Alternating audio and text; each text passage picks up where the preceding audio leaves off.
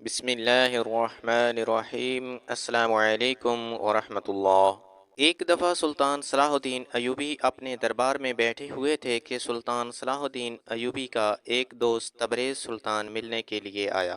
سلطان صلاح الدین ایوبی نے اس کا حال احوال پوچھا، اس کے بعد اس کی مہمان نوازی کی۔ کھانا کھانے کے بعد فارغ ہو کر بیٹھ کر باتیں کرنا شروع ہو گئے۔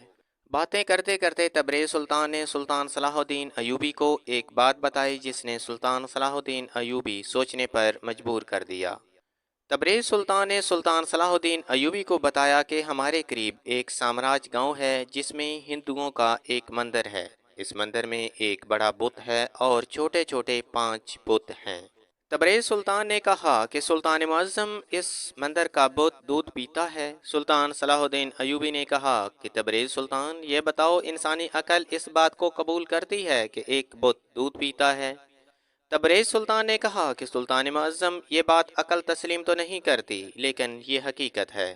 سلطان صلاح الدین ایوبی نے کہا، اگر یہ حقیقت ہے تو اس کے پیچھے کوئی نہ کوئی حقیقت اور ضرور ہوگی۔ میں اس راز سے پردہ چاک کروں گا۔ دوستو، یہ واقعہ ہے ایک مصر کے ایک گاؤں سامراج کا جس میں ایک مندر تھا۔ ہندو یہاں پر آ کر اس کی پوجا کرتے اور اس بت پر دودھ ڈالتے۔ اس مندر کی دیکھ بھال ایک پنڈت کرتا تھا۔ یہ پنڈت یہاں پر بہت پرانا تھا۔ اس کی بیوی کی وفات ہو چکی تھی جو کہ دل کی بیماری کی وجہ سے فوت ہو چکی تھی۔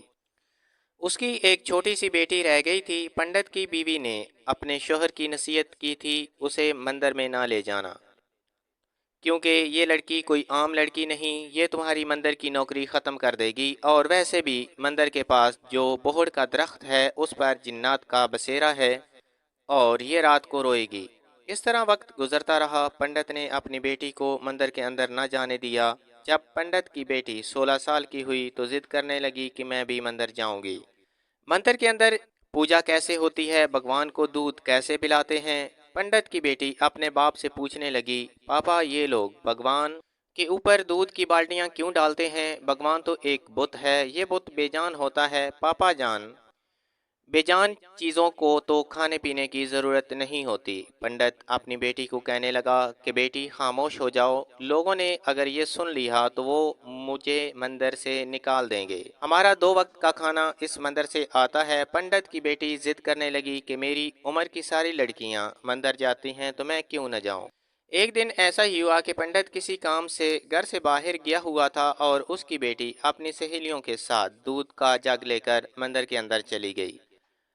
پنڈت کی بیٹی بھگوان کو کہتی کہ دودھ پی لو، وہ نہ پیتا۔ پنڈت کی بیٹی چونکہ ناز و نخروں میں بڑی ہوئی تھی، اس لڑکی نے اونچا اونچا رونا شروع کر دیا۔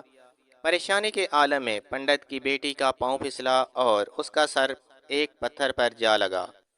اس کے سر سے خون نکلنا شروع ہو گیا۔ اس لڑکی کے کپڑے خون سے لت پت ہو گئے تھے۔ وہ روتی روتی گھر جا رہی تھی تو راستے میں ایک بزرگ نے پوچھا کہ کیا ہوا، کیوں رو رہی ہو؟ پنڈت کی بیٹی نے کہا کہ میرا پاپا روزانہ دودھ لاتے ہیں اور یہ بھگوان ان کا دودھ لے لیتا ہے، لیکن میرا دودھ نہیں پی رہا۔ اس بزرگ نے کہا کہ چلو آؤ دیکھتے ہیں، ایک دفعہ اور کوشش کرتے ہیں، ہو سکتا ہے کہ وہ پی لے۔ اس بزرگ نے بھگوان کو کان سے پکڑا اور کہا کہ دودھ پی لو۔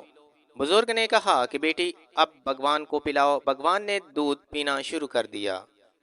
یہ سارا ماجرا کئی لوگوں نے جو مندر کے اندر موجود تھے انہوں نے دیکھا۔ سلطان صلاح الدین ایوبی کو جب اس بزرگ کے بارے میں علم ہوا تو انہوں نے اپنے سارے سپاہی اس بزرگ کو تلاش کرنے میں پھیلا دیے۔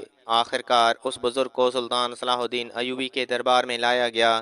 سلطان صلاح الدین ایوبی اس بزرگ کو دیکھتے ہی اپنی کرسی سے کھڑے ہو گئے اور احتراماً اپنی کرسی چھوڑ کر باہر آ گئے۔ یہ بزرگ اللہ والے تھے۔ سلطان صلاح الدین ایوبی اس بزرگ کے ساتھ مندر گئے اور کہا، اگر آپ کا بھگوان بولنے لگا تو کیا تم لوگ مسلمان ہو جاؤ گے؟ وہاں پر موجود ہندوؤں نے کہا، بے شک ہم لوگ مسلمان ہو جائیں گے۔ اس بزرگ نے حکم دیا کہ بتا ہمارا رب کون ہے؟ تو اندر سے آواز آئی کہ تمہارا رب اللہ ہے۔ یہ کرامت دیکھ کر وہاں پر موجود سب ہندوؤں نے کلمہ پڑھ لیا اور مسلمان ہو گئے۔ چینل کو سبسکرائب کر لیں، کل حاضر ہوتے ہیں ایک نئی ویڈیو کے ساتھ، تب تک اجازت دیجیے، اللہ حافظ۔